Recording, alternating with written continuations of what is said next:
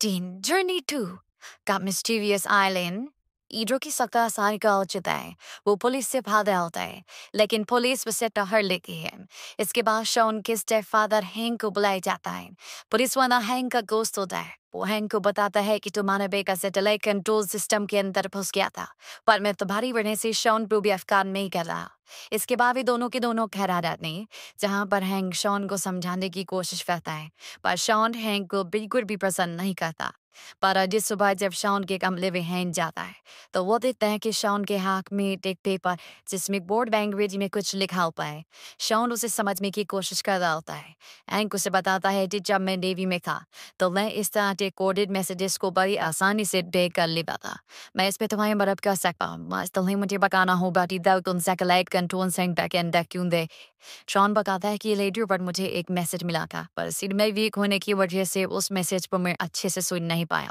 इसीलिए मुझे satellite control centre जाना पड़ा, जहाँ जाकर उस मैसेज को मैंने इस पेपर पर दोबारा लिखिया। हैंक शॉन के साथ अब बेहद अच्छे रहना चाहता है, इसीलिए वो इस मैसेज को समझ भी दे उसकी मदद कर रहे हैं। वो शॉन को एक लाइन का मतलब बताता है जिसमें लिखा होता है, नाम आइलैंड इज फियल। ये सुनकर शॉन बहुत खुश हो जाता है और वो हैंक को एक किताब भी खाता है, जिस किताब का नाम होता है द मिस्टीरियस आइलैंड। इसके बाद हैंक जब आगे का मैसेज डिपोर्ट करता है, तो उसमें 3 और किताबों के नाम होते हैं, और ये तीनों किताबें आइलैंड्स के ऊपर होती है, और इन तीनों किताबों में एक नक्शा होता है।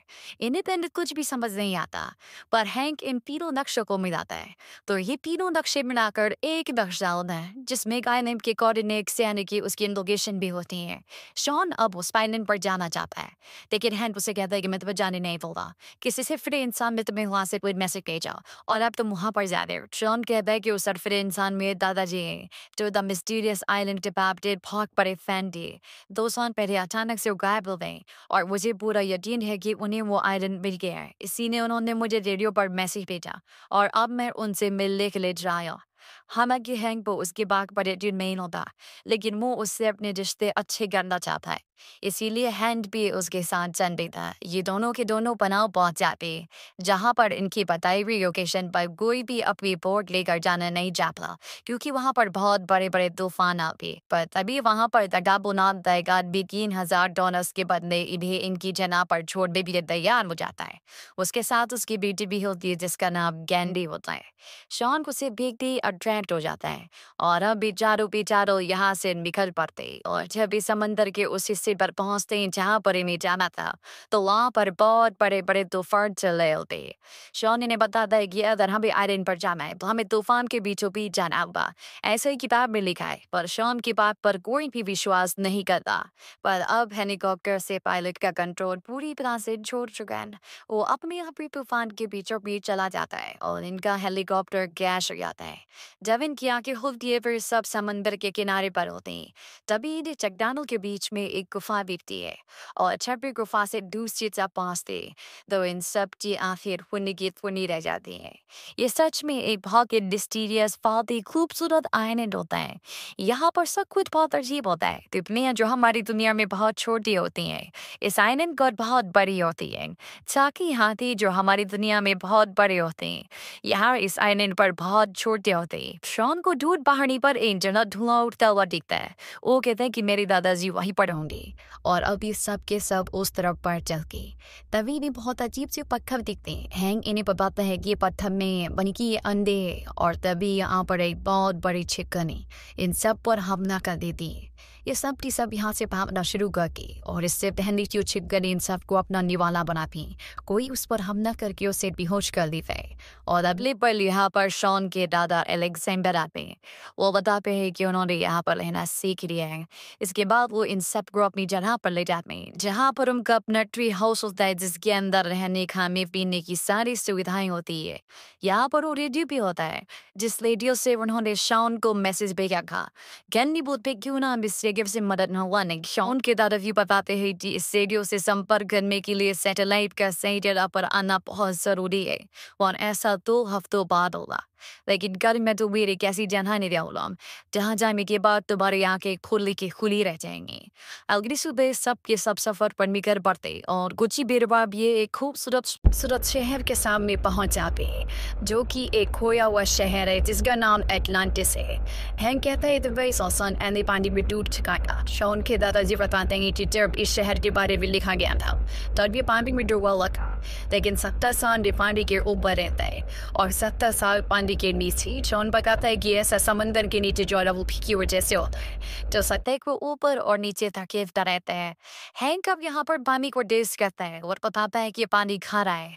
समंदर का पानी आइलैंड के इतनी अंदर तक नहीं आ सकता, यानी कि पानी जमीन के नीचे से आ रहा है। मुझे लगता है कि चंद भी एक ड्रीफ डूबने होना है। हालांकि शॉन के दादाजी उसके बातों पर विश्वास नहीं करके और कहते हैं कि मेरी कैलकुलेशन के हिसाब से इस आइलैंड को डूबते हुए 14 साल लगेंगे, लेकिन हैंक की बात पर विश्वास नहीं करता। वो कहता है कि मेरी कैलकुलेशन के हिसाब से 2 से 3 दिन में ये पूरा आइलैंड पानी के अंदर डूब जाए।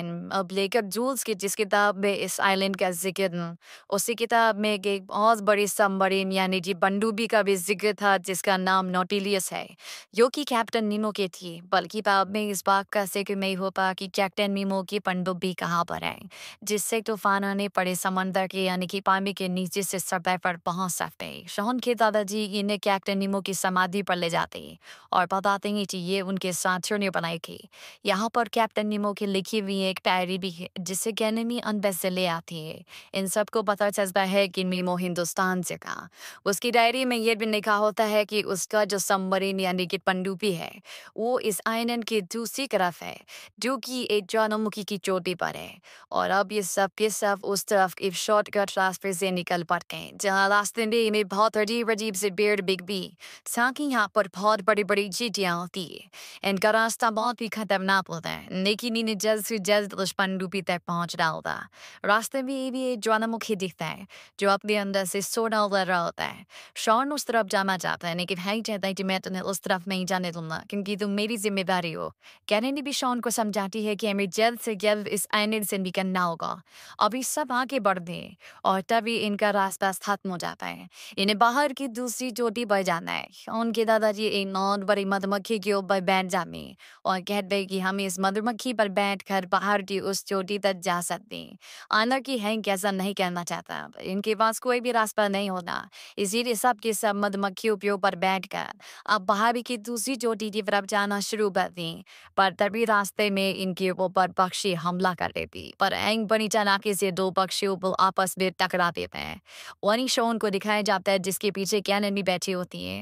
ये जब पक्षी से पच रहे होती तभी कैनेडी ऊपर से नीचे गिर जाती है, पर शॉन नीचे आकर उसे बचा लेता है। इसके बाद शॉन कैनेडी को नीचे उतारता है और आखिरी बचे पक्षी को अपने पीछे ले जाता है।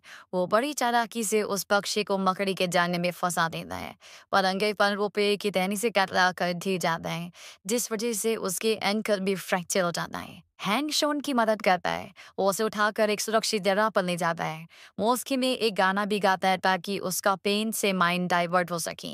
हैंक के और शॉन के बीच में रिश्ते अब पहले से बहुत बेहतर हो गए। वहीं दूसरी तरफ कैनेमी के पिता को पता चल जाता है कि उसकी बेटी शॉन को और शॉन उसकी बेटी को पसंद करता है, लेकिन कैनेमी कहती है कि शॉन यूएस वापस चला जाएगा, वो एक बड़ी कॉलेज में पढ़ेगा, जबकि हमारी दुनिया बहुत छोटी है। रात को जब ये सब सो जाते तो कैनेमी के पिता से निकल जाते।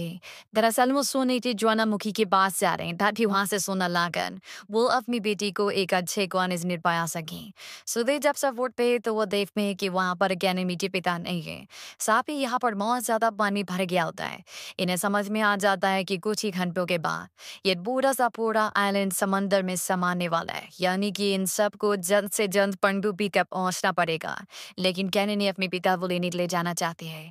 शॉन कहते हैं कि मैं उसके साथ जाऊंगा, इस गैंग करने फेंक जाते हैं, इसीलिए पहाड़ के ऊपर नहीं चढ़ सकता। शॉन के दादाजी कैनेडी के साथ जाने के लिए तैयार हो जाते। इन्हीं कहते हैं कि तुम हमें पनडुब्बी लेकर वहीं पहाड़ के किनारे पर भींगा। अब ये दो टीम भी अनन्ननापी सफर पर निकल पड़ते हैं और कुछ ही घंटों के बाद कैनेडी अपने पिता का पहुंच जाती है, जो सोने का एक बहुत बड़ा पत्थर उठाने की कोशिश कर रहे थे। कैरेंगे अपने पिता को समझाती है, वो कहती कि मुझे इस दुनिया की कोई औरत भेजे ना आपके साथ रहना चाहती। उसके पिता भी समझ जाते और अब ये तीनों तीनों की तीनों पहाड़ की चोटी की तरफ निकल पड़ते जहां पर हैंक और शॉन इन्हें पनडुब्बी से लेने आने वाले। वहीं हैंक और शॉन को दिखाया जाता है जो उस